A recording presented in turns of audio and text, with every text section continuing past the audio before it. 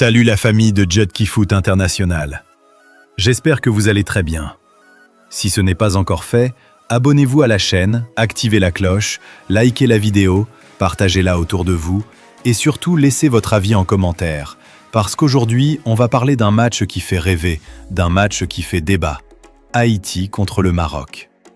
Oui, Haïti face à l'une des meilleures équipes du monde, demi-finaliste de la Coupe du Monde 2022.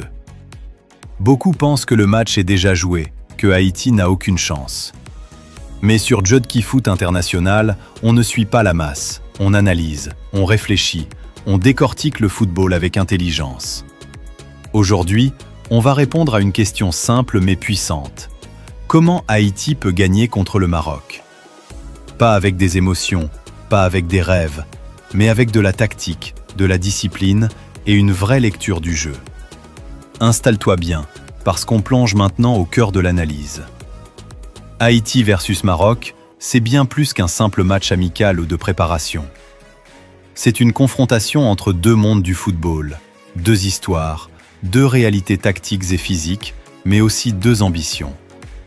D'un côté, le Maroc, demi-finaliste de la Coupe du Monde 2022, référence africaine, équipe structurée, solide défensivement, discipliné tactiquement, doté de joueurs évoluant au plus haut niveau européen. De l'autre côté, Haïti, une sélection en reconstruction mais pleine de talent, d'intensité, de créativité et surtout d'un énorme potentiel collectif souvent sous-estimé. La question centrale est simple. Comment Haïti peut gagner ce match face au Maroc? La réponse n'est pas dans la magie ou le hasard, mais dans une préparation intelligente, une lecture tactique précise et une exploitation optimale des forces haïtiennes face aux failles marocaines. Pour commencer, il faut comprendre le Maroc. Le Maroc joue avant tout avec une identité très claire. Bloc compact, défense solide, transition rapide, utilisation intelligente des couloirs et efficacité devant le but. Le Maroc n'est pas une équipe qui te donne le ballon pour te faire plaisir. C'est une équipe qui te laisse jouer pour mieux te punir. Sa force principale réside dans sa structure défensive. Avec des défenseurs centraux expérimentés, une excellente coordination entre les lignes et un gardien de haut niveau, le Maroc concède peu d'occasions franches. De plus, leur milieu de terrain est discipliné, capable de casser le jeu adverse et de relancer rapidement vers les ailes, où la vitesse et la percussion font très mal. Face à cela, Haïti ne doit surtout pas chercher à rivaliser sur le même terrain. Si Haïti tente de jouer un football lent, prévisible, avec une possession stérile, le Maroc gagnera ce match sans forcer. La clé pour Haïti est donc l'intelligence tactique. Haïti doit accepter de ne pas avoir le ballon en permanence. Haïti doit accepter de souffrir par moments, mais surtout savoir quand et comment frapper.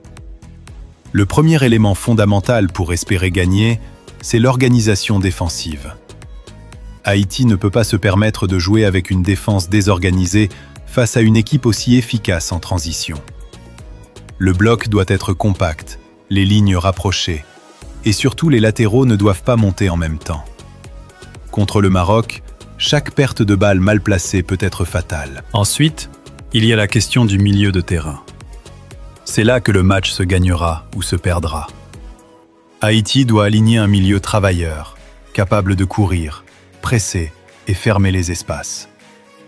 Il faut au moins un milieu défensif pur, discipliné, qui protège la défense et coupe les lignes de passe vers l'attaquant marocain. À ses côtés, un ou deux milieux capables de se projeter rapidement vers l'avant, mais sans excès. Le pressing doit être intelligent, jamais désordonné. Presser le Maroc haut pendant 90 minutes serait suicidaire. En revanche, presser par séquence, déclencher le pressing sur des zones bien précises, notamment sur les côtés, peut déstabiliser la relance marocaine. Sur le plan offensif, Haïti doit jouer avec ses qualités naturelles. La vitesse, la percussion et la créativité. Haïti possède des joueurs capables de faire la différence en 1 contre 1. Contre une défense marocaine solide mais parfois rigide, le dribble et les appels en profondeur sont des armes essentielles. Il faut attaquer les espaces derrière les latéraux marocains, surtout lorsqu'ils montent.